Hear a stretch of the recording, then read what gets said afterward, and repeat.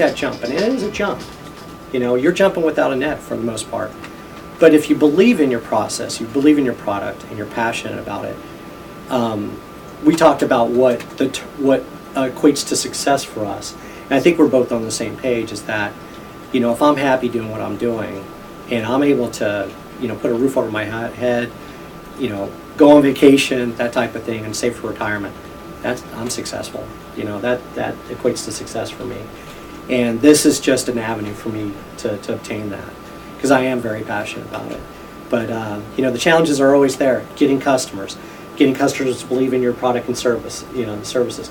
Packaging, we talked about that. I asked Scott directly, I was like, so are you offering a social media package? And Scott, it's like, you can't look at it like that.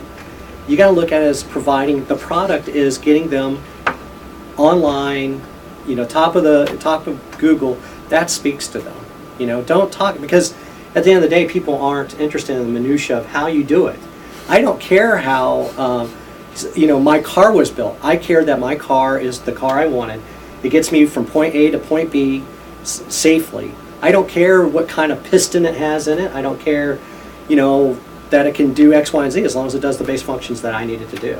And Scott made it very clear that the way we sell ourselves, a good way to sell ourselves, is that our product is the customer getting more traffic and getting more sales. And that's been a hurdle for me. Is I've personally been I'm in the mud of minutia.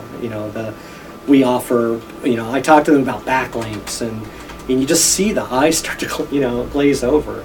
And if I lead off to say, we're going to give you better results on Google, or not Google, but all the different search engines. If we're going to bring more customers through the door, at the end of the day, that's all they want.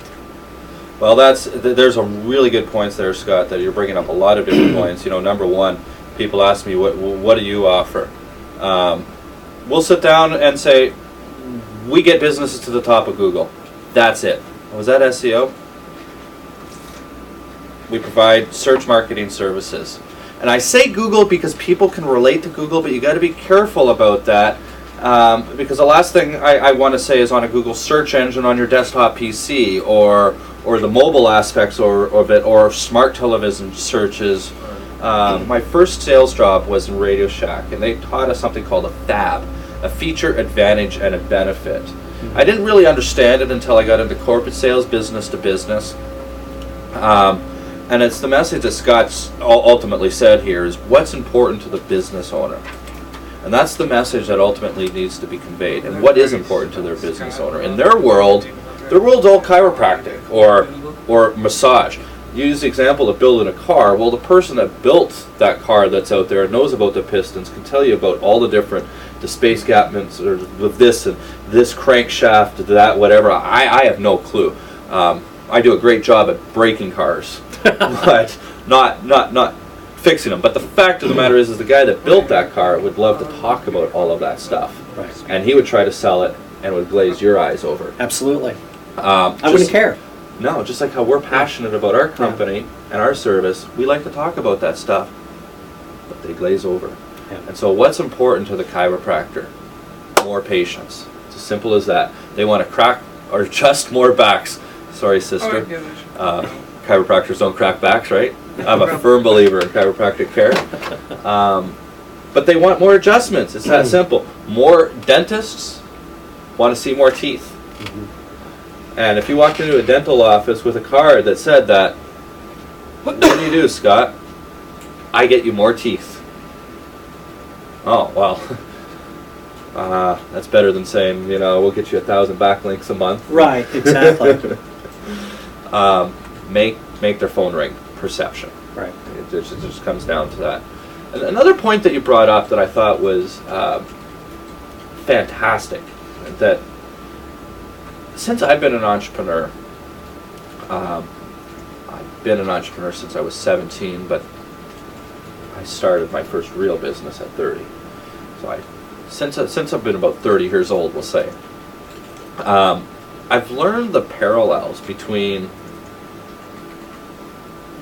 an intimate relationship, a business relationship, and a parental relationship.